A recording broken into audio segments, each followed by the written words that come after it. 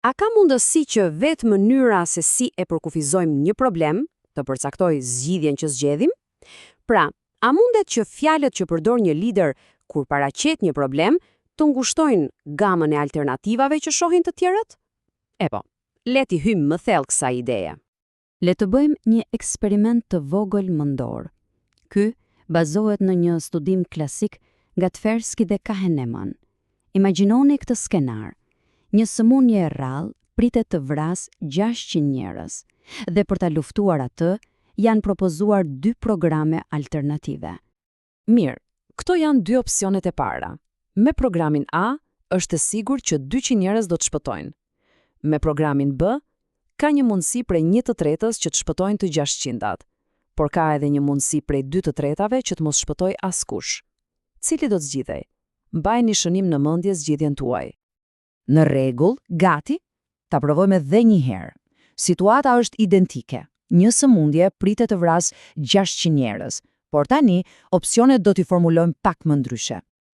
Pra, nëse zgjidhet programi C, 400 njerëz do të vdesin, me siguri të plotë. Nëse zgjidhet programi D, ka një shans prej 1/3 që të mos vdes askush, por një shans prej 2/3 që të vdesin të 600. Edhe njerë, cili program do të favorizohe? Po, këtu gjërat bëhen vërtet interesante. E dini çfarë? Të 2 problemet ishin saktësisht të njëjtë nga pikpamja statistikore. Programi A, ku shpëtohen 200 njerëz, është tamam si programi C, ku vdesin 400 nga 600, dhe programi B është identik me programin D. Megjithatë, shumica dërmuese e njerëzve zgjedhin programin A herën e parë, pra zgjedhjen e sigurt, por zgjedhin programin D herën e dytë, pra rrezikun. Vetëm për shkak të formulimit të fjalëve, zgjedhjet tona ndryshojnë totalisht. Kjo na sjell tek ideja kryesore e kornizës. Çfarë është një kornizë? Është thjesht një model mendor që ne përdorim për të thjeshtuar dhe për t'i dhënë kuptim botës. Ajo përmban të gjitha supozimet tona të heshtura rreth mënyrës se si funksionojnë gjërat, dhe shpesh ne as që jemi të vetëdijshëm për to. Ky fenomen që sapo pam shpjegohet nga diçka që quhet teoria perspektivës. Ajo thotë se mënyra se si ne kornizojmë një situatë, pra si një fitim të mundshëm apo si një humbje të mundshme, ndryshon rrënjësisht sjelljen tonë. Dhe ja ku është thelbi. Kur një situatë paraqitet me fjalë që theksojnë ato që mund të humbasim, ne jemi shumë më të gatshëm të marrim rreziqe të mëdha, të hedhim zaret, vetëm për të shmangur atë humbje. Pikërisht kjo ndodhi me programin D. Frika nga humbja e sigurt e 400 jetëve na bëri më të prirur për të rrezikuar. Po ky nuk është thjesht një eksperiment mendor, apo jo? Ky efekt i kornizimit ka pasoja të jashtëzakonshme në botën reale, duke formuar gjithçka, nga luftat e biznesi. Le të marrim si shembull luftën e Vietnamit. E gjithë situata u kornizua që në fillim si një përpjekje për të mos humbur Vietnamin e Jugut nga komunizmi. Kjo kornizë e humbjes mendohet se ishte një faktor kyç që çoi në përshkallëzimin e angazhimit. Liderët vazhduan të hidhnin më shumë burime në një strategji që po dështonte, sepse ishin më të gatshëm të merrnin rreziqe gjithnjë më të mëdha vetëm për të shmangur atë humbje fillestare. I njëjti parim vlen edhe në biznes. Kur u shfaq interneti, disa gazeta e kornizuan atë si një kërcënim. Kjo i bëri ata të hidhnin burime, por gjithashtu i bëri shumë të ngurtë. Ata thjesht hodhën gazetën e tyre të shtypur online si PDF. Të tjerë e panë si mundësi dhe ishin më krijues, por shpesh nuk i dhanë burimet e duhura. Kush ishin më efektivët? Ata që fillimisht e panë si kërcënim për të mobilizuar burimet dhe pastaj e rikornizuan si mundësi për të nxitur kreativitetin. Ndonjëherë, kornizat mund të nguliten aq thellë sa që një kompani e tërë nuk i sheh dot ndryshimet që po ndodhin rreth saj.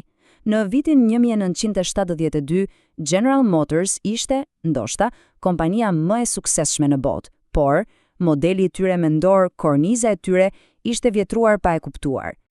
Shikoni vetëm disa nga supozimet e tyre themelore. Ata besonin se ishin në biznesin e të bërit para, jo makina, se stili ishte më i rëndësishëm se cilësia, se tregu amerikan ishte izoluar nga konkurenca, dhe se energjia do t'ishte gjithmonë e lirë. Secili prej këtyre supozimeve do të rrëzohej në mënyrë dramatike, por korniza e tyre ishte aq e fortë sa nuk arritën të përshtateshin derisa ishte shumë vonë. Në rregull, tani që e dim se kornizat mund të na çojnë në rrugë të gabuar, si mund t'i përdorim ato më mirë? Si mund t'i shmangim këto gracka? Ka disa hapa praktik që mund të ndërmarrim. Së pari, përpiquni gjithmonë ta përkufizoni një problem në mënyra të ndryshme. Kjo hap mundësitë për zgjidhje të reja.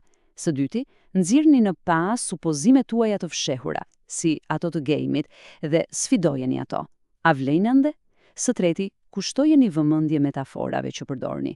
Dhe së fundi, një nga më të fuqishmet, ndryshoni standardet me të cilat matni suksesin. Ky shembull e ilustron në mënyrë perfekte pikën e fundit. Para se Jack Welch të bëhej CEO i General Electric, standardi i tyre ishte i brendshëm. Apo bëjmë më mirë se vitin e kaluar? Welch e ndryshoi plotësisht kornizën. Ai vendosi një standard të jashtëm. A jemi numër 1 apo 2 në tregjet tona? Ky ndryshim i thjeshtë i pikës së referimit e transformoi plotësisht kompaninë. Në fund të ditës, aftësia për të menaxhuar korniza të ndryshme dhe për të mos u bëri robi njërës prej tyre, nuk është thjesht një aftësi e mirë biznesi. Mund të argumentohet se është shenjë e një niveli më të lartë të mendimit. Siç ka thënë Fr. Scott Fitzgerald, testi i një inteligjencë të dorës së parë është aftësia për të mbajtur 2 ide të kundërta në mendje në të njëjtën kohë dhe për të ruajtur ende aftësinë për të funksionuar. Pikërisht kjo aftësi për të mbajtur korniza konkurruese në mendje, pa u detyruar të zgjedhjem vetëm njërin, është ajo që na lejon të shohim një pamje më të plotë dhe të marrim vendime më të mençura. Pra, pyetja që mbetet për të gjithë ne është: cilat janë kornizat e padukshme që po formësojnë vendimet tona sot dhe a kemi guximin t'i sfidojmë ato?